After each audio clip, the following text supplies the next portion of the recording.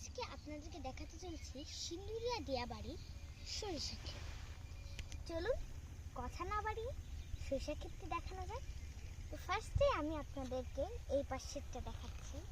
দেখুন, সব থেকে ইয়েলো কালারটাও ভালো, কিন্তু এই ইয়েলো সব থেকে ব্রাইট কালার, মানে সরিষা ফুলের সব থেকে ব্রাইট কালারই থাকে। এই সরিষা ফুলের ভিতর ক্ষুদ্র ক্ষুদ্র মৌমাছি আছে যারা আমাদের জন্য মধু সংগ্রহ করে যাচ্ছে। তো চলুন আরো কিছু দেখানো যাক।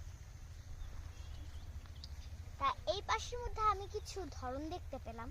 সরিষা ফুল তো হলুদ আর সাদা হয়, হ্যাঁ, মানে দুইটা কালারই হয়, কিন্তু এর ভিতরে সবগুলোই হলুদ, কিন্তু কিছু কিছু আবার সাদার চারাও পড়েছে।